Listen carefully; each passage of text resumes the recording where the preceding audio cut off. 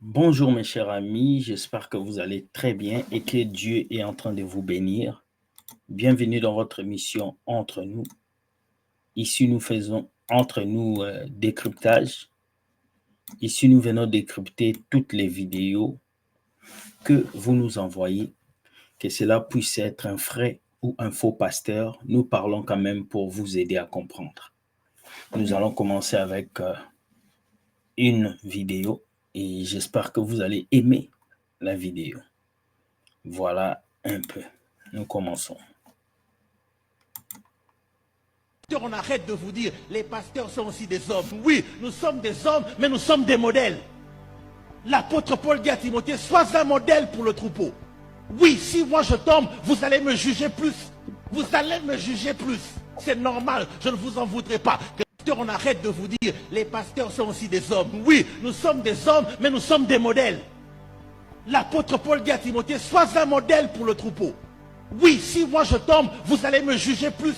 Vous allez me juger plus. C'est normal, je ne vous en voudrais pas. Que je ne vous dise pas, non, je suis un homme aussi. Oui, je suis un homme. Si je ne pense pas être... On va recommencer la vidéo et puis on va attaquer en même temps. Merci. Oui, nous sommes des hommes, mais nous sommes des modèles. L'apôtre Paul dit à Timothée, sois un modèle pour le troupeau. Oui, si moi je tombe, vous allez me juger plus. Vous allez me juger plus.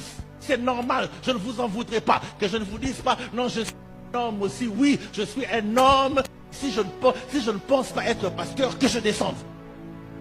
Wow. Si Dieu ne m'a pas encore affermi pour être ici devant, que je descende. Parce que être devant, vous voyez, je suis devant, au-dessus. On a même fait que je sois au-dessus. On m'a même donné une chaise plus confortable que votre chaise. C'est beau parce que ce pasteur explique la phrase que beaucoup de personnes disent. Ce n'est qu'un homme.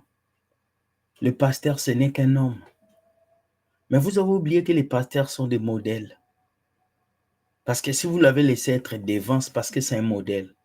Le pasteur n'est pas un papa du quartier là qui marche. C'est un modèle. Et parce qu'il est modèle, il y a des règles qu'il doit respecter. Il y a des choses qu'il ne doit pas faire. Comme le pasteur, c'est un homme, il peut aller boire. Comme le pasteur, c'est un homme, il peut aller coucher les femmes. Comme le pasteur, c'est un homme, il peut voler. Non. Il a l'appel de Dieu. Il doit faire attention à qui il est. Et j'aime beaucoup ce que ce pasteur dit. Parce qu'il fait comprendre aux chrétiens que oui, je suis un homme. Mais attention, je ne veux pas profiter de vous. Parce que beaucoup de gens profitent comme ça. C'est un homme. Laissez-le, il peut faire des bêtises. Mais quel genre de bêtises? Et je suis au-dessus. Au-dessus, ici, c'est pas seulement la gloire de prêcher. Toi qui aimes prêcher, c'est pas seulement la gloire de prêcher, d'être acclamé, on te donne des amens, on te donne les dîmes et tout ça. Non, tu as aussi un devoir d'être un exemple. Yes. Un modèle pour les Merci. fidèles. Wow. Il y a certaines choses que tu ne peux pas faire, oui, parce que tu es pasteur. Alléluia. À celui à qui on donnera beaucoup, on demandera aussi beaucoup, a dit Dieu. Oui. À celui à qui on donne beaucoup, on demande aussi beaucoup. Wow. Toi, Dieu t'a donné le ministère, il t'a donné l'onction, il t'a donné, oui, entre guillemets, cette gloire-là. D'être devant les autres, de parler, de crier, d'être acclamé. À toi aussi, il va demander beaucoup. Wow. C'est fort. Mais on n'est plus des modèles. Wow. C'est fort ce que ce pasteur a dit. Et je vois beaucoup de gens qui disent le pasteur, c'est un homme. Mais le pasteur, c'est un homme, mais le pasteur, c'est aussi un modèle. Et un modèle, c'est celui qu'on suit, c'est celui qu'on fixe. On essaie de le voir comme un exemple. Donc, il faut arrêter de dire si un pasteur fait une bêtise, c'est un homme. Non. Si vous mettez homme de Dieu devant lui, c'est parce qu'il sert Dieu. Le pasteur n'est pas ces fumeurs qui restent dehors. Aujourd'hui, ces pasteurs sont des personnes lambda que vous aimez acclamer. Et quand ils tombent dans les péchés, vous les acclamez. Vous ne voulez pas défendre le rôle que Dieu veut que vous puissiez faire dans leur vie. C'est à cause de ça, beaucoup de pasteurs ont maintenant une grosse tête parce qu'ils savent que vous n'allez rien dire. Mais c'est triste. Merci pour cette vidéo qui m'a fait comprendre beaucoup de choses. On va passer à la deuxième vidéo. Voilà, deuxième vidéo. Nous allons avancer. Let's go. Lorsque tu as reçu Jésus-Christ comme Seigneur et Sauveur, au fait, tu n'as plus besoin de ministère de quelqu'un d'autre. Ce que Jésus a fait a suffi. Et Dieu a été richement payé, enrichi paiement, pour que tu vives à l'aise, sans qu'on te pose la question de contribution. My God, my God, my God. Et le prix a été payé. Donc n'accepte pas que quelqu'un d'autre se présente devant toi comme un autre messager qui peut t'amener chez Dieu ou au paradis ou n'importe où. Yes. C'est une escroquerie terrestre. Wow. Avoir reçu Jésus-Christ a suffi. Et Dieu t'a. J'ai dit bien Dieu t'a. Verbe avoir. Recevoir Jésus-Christ suffit pour que tu puisses avancer vers Dieu. Recevoir Jésus-Christ suffit. Il n'y a pas quelqu'un qui peut encore te faire connaître Jésus quand tu as Jésus. On ne peut que chercher ce qu'on n'a pas. On ne cherche pas ce qu'on a. Ou soit on est ignorant de ce qu'on possède, mais on cherche ailleurs.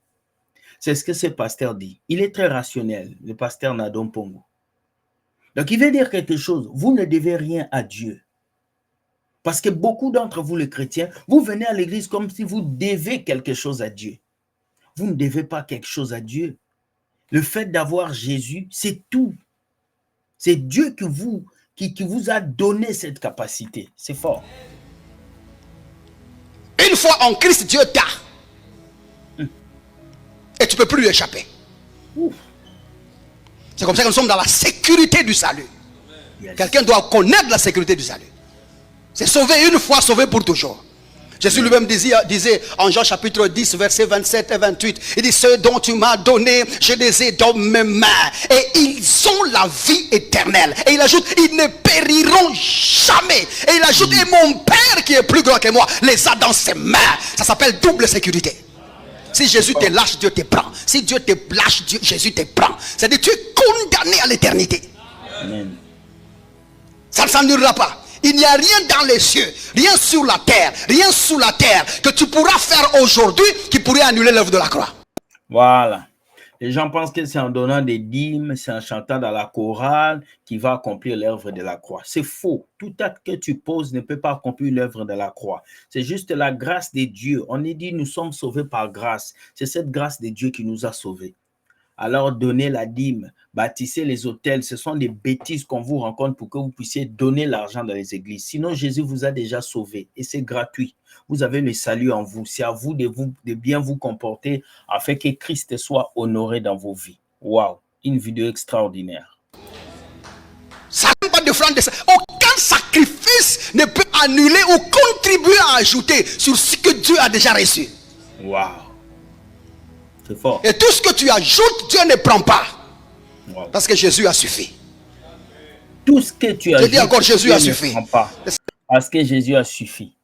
Ça veut dire que tout ce que tu donnes, offrande, dîme, Dieu ne prend pas. Parce que le fait que tu as Jésus, tu as tout. Dieu n'a plus besoin que tu lui donnes autre chose. Parce que tu lui as donné ta vie. Christ est en toi. Ça suffit. C'est fort, c'est fort. On va voir une autre vidéo. Aujourd'hui, on va voir au moins 4 vidéos. En passant ou en rappelant, c'est qu'il faut retenir que lorsque tu patientes sans savoir la raison pour laquelle tu patientes, tu perds le temps.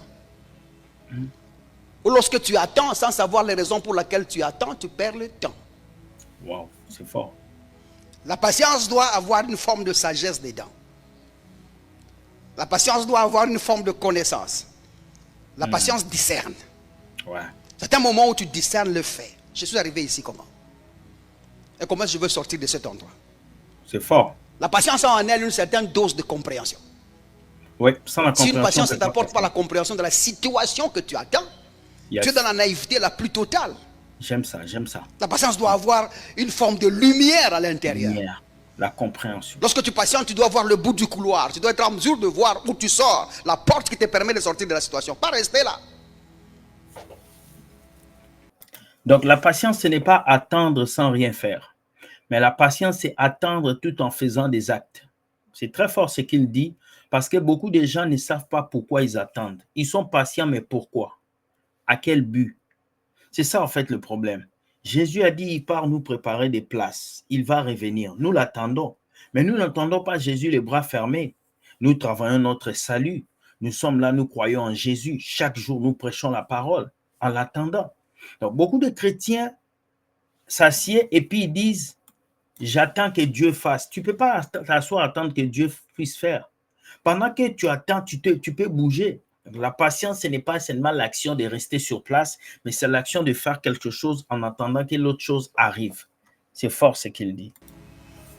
Et quand tu patientes sans discernement, tu patientes sans compréhension. J'ai même dit que c'était l'opium du peuple. Quelqu'un m'a appelé et dit, ah pasteur, patience, manque de patience, envoûtement. J'ai dit oui, c'était l'envoûtement parce que quand tu es dans ce manque de patience-là, qui manque exactement la compréhension, tu es dans l'envoûtement. C'est là que les gens vont dire que ce type, il est dans le blocage. Ouais. Les gens vont penser que rien n'avance chez toi. Parce que tu ne fais rien. Et toi, tu vas dire que je suis dans la patience du Seigneur. Et pourtant, Dieu a déjà tout accompli en Christ. Amen. Il ne te doit rien, il t'a rien promis. Il n'y a pas de plan B ou de plan C. Dieu t'a rien promis, il te doit rien. Être en Christ, c'est déjà tout ce que Dieu voulait faire avec toi. Amen. Quelqu'un m'a dit, non, pasteur, tu as dit, quand tu reçois Jésus-Christ comme Seigneur et Sauveur, Dieu n'a plus de projet. Et aller au ciel, regardez-moi un peu ces gens. Et ils pensent que nous sommes nés dehors, nous allons aller au ciel, c'est un projet de Dieu. Non, Dieu a tout fait. Quand tu nais là, tu es né en Dieu. Amen. Tu es né dans le ciel. Tu es né en Christ. Tu es déjà là où Dieu voulait t'amener. Et recevoir Jésus-Christ, c'est la fin de tout. Quand tu as reçu Jésus-Christ, il n'y a plus d'autre plan de Dieu pour toi. Qui a déjà reçu Jésus-Christ comme Seigneur et Sauveur dans sa vie? Levez bien vos mains. Pourquoi vous doutez? Moi, je suis fier d'être. Moi, si baissez un peu là. Moi, c'est seulement qui a reçu Jésus-Christ. Je ne pourrais honte de ce que je suis. Amen. Parce que Dieu n'a pas honte de moi. Amen. Qui a déjà reçu Jésus-Christ comme Seigneur et Sauveur comme tel? Très bien, vous tous ici. Maintenant, donc Dieu, le jour que tu l'as reçu comme Seigneur et Sauveur, il ne te doit plus rien. Dieu ne te doit plus rien. Et ta voiture, et ta maison, et les paniers, il ne te doit plus rien. Toute l'église. Il ne me doit plus rien. Fais ce que les hommes font pour gagner la vie. C'est tout. Fais ce que les hommes font pour réussir. C'est tout. Et en plus de cela, Dieu t'a même donné une sagesse que le monde n'a pas. My God. La sagesse pour un croyant, ce n'est pas seulement un processus de raisonnement renouvelé. Non. Ou une perception accentuée. Yeah. La sagesse pour un croyant, c'est une personne, c'est Jésus lui-même. My God. C'est là que la Bible dit, ceux qui connaîtront leur Dieu agiront avec fermeté. My God, my God. Parce qu'ils savent que Dieu ne leur doit plus rien, ils connaissent ce que Dieu a fait pour eux et ils fonctionnent avec fermeté. Ils savent comment trouver les résultats. Tout est une question d'identité. Lorsque vous savez qui vous êtes, vous allez savoir où aller, vous allez savoir où partir. Voilà pourquoi quelqu'un qui ne connaît pas son identité ne peut pas avancer. La plupart des blocages dans vos vies en tant que chrétien viennent de votre ignorance. Voilà pourquoi la Bible dit « Mon peuple périt parce qu'il lui manque de la connaissance. » C'est le manque de connaissance qui crée votre perdition. Vous comprenez? C'est parce que vous avez rejeté cette connaissance que vous êtes perdu. Donc, il est important pour vous de comprendre ce que ce pasteur vient de vous expliquer. Vous êtes en Jésus et Jésus est tout. Vous ne devez rien. Oh, on va donner une dîme, on va donner une offrande. Ce sont des bêtises parce que vous êtes en Jésus. Jésus est tout. Comment toi tu es en Jésus, tu penses qu'il faut que tu donnes encore une enveloppe au pasteur pour que tu sois béni? Tu n'as rien compris. Christ a tout accompli pour toi. Le projet de Dieu est de te mettre en Christ. Maintenant, tu dois travailler, tu dois bosser, tu dois déposer des CV pour que tu puisses accomplir la mission que Dieu a fait pour toi sur la terre. J'espère que tu as compris ces vidéos. Sur ce, je te dis, sois béni, bonne journée et Dieu gagne toujours. Dieu ne te doit rien et tu ne dois rien à Dieu. Bye bye, ciao.